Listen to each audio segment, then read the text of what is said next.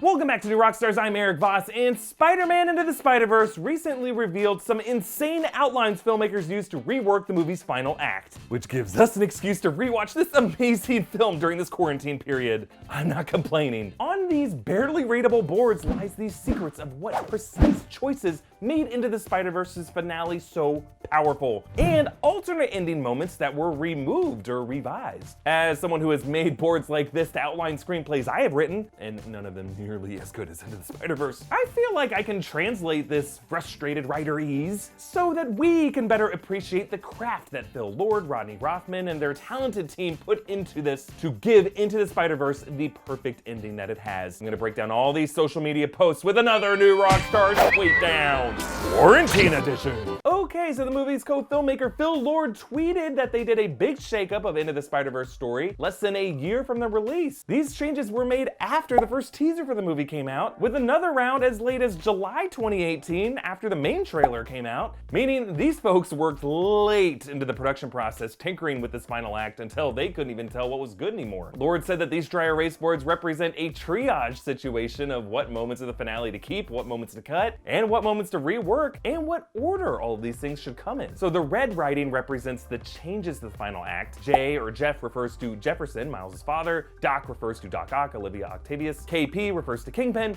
And the numbers are sequence numbers. That's how animated films outline their stories to keep everything organized. So this board is referring to the third act, when the Spider team attempts to stop Kingpin's collider from spiraling the Spider-Verse into chaos and send themselves back to their home dimensions. The plot elements here are all chaotic and unordered, listed in order of adjustments the filmmakers needed to make, not necessarily chronology, but here we go. In blue, you can see it's going to be great for KP, his family is arriving, but wait! Reveal spiders. Peter says, sorry Kingpin, the party's over. This makes Vanessa go away. Doc attacks Peter. Then in red, it changes. Miles arrives to save the day. Must prove himself to Peter in order to save him. Miles saves Gwen from a weird thing. Removes mask. It's Miles. Heart. Team gains upper hand. Beats Doc.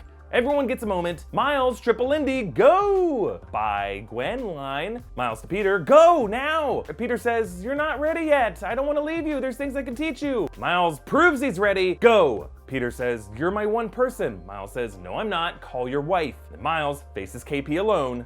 Shoulder touch, zap, yay! So let's boil this all down to the major changes to understand how this movie's finale ended up being so awesome. Change 1! The key dramatic relationship of the film is not Miles and Gwen, it's Miles and Peter. It seems like one of the biggest triage points was which relationship in this film is the greater priority. In the notes, you could see a pitch for a romantic rescue and unmasking reveal by Miles to Gwen. It was gonna go down in this cute way where he saves her from something quirky. But in the final cut, Miles does save Gwen, but it really happens much faster. It ends up being part of a big group thwip. Her goodbye to Miles was also way more platonic than romantic, and in a way that ends up being far more cathartic for the two.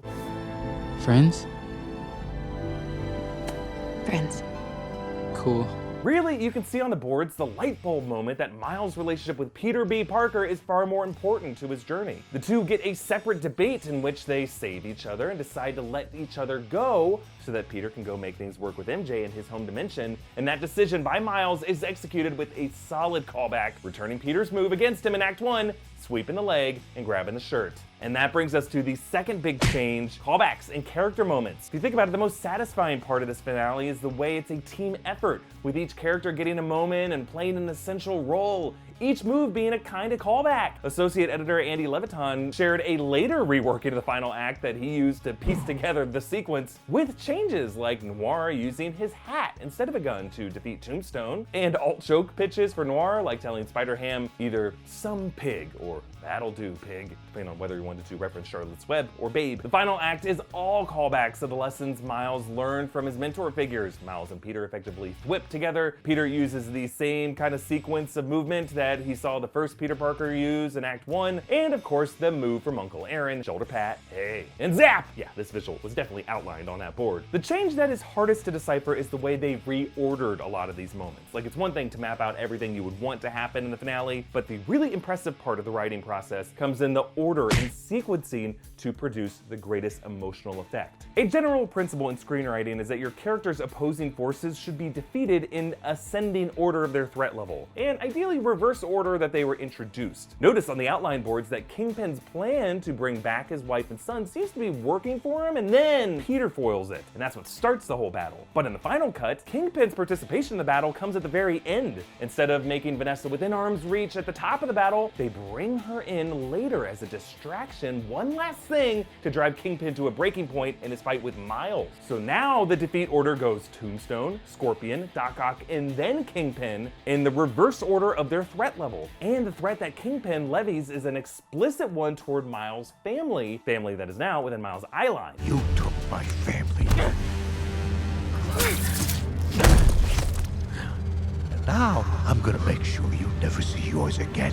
And that leads to the one final opposing force this movie saves for the very end of the film, Miles' father. So the editor's updated reworking also includes this interesting note. Miles saves Jay, Jay looks up, Miles gone like Batman. Leviton explained that this referred to a removed ending scene where Miles saves his dad, which you can actually see in the alternate universe mode on the Blu-ray. Gone like Batman refers to Miles comically whooshing upward out of frame, like a jokey thing. But instead of this earlier alternate version of the scene, the final cut version of Miles' reunion with Jefferson is simple and heartfelt. A concerned phone call, a hug, and I love you, circling back to and resolving Miles' final dilemma introduced in the opening sequence. So when New Rockstar spends all of our time analyzing these movies frame by frame, it's because the filmmakers spend all of their time revising and revising to give these movies layers of meaning for us to discover. Which version of Miles seen with his dad do you prefer? Comment down below. And a reminder that you can join our unfiltered conversation about all this stuff on Discord by becoming a patron of New Rockstars at patreon.com/newrockstars. Follow me at EA Voss, follow New Rockstars, and subscribe to New Rockstars for breakdowns of everything you love. Thanks for watching, bye.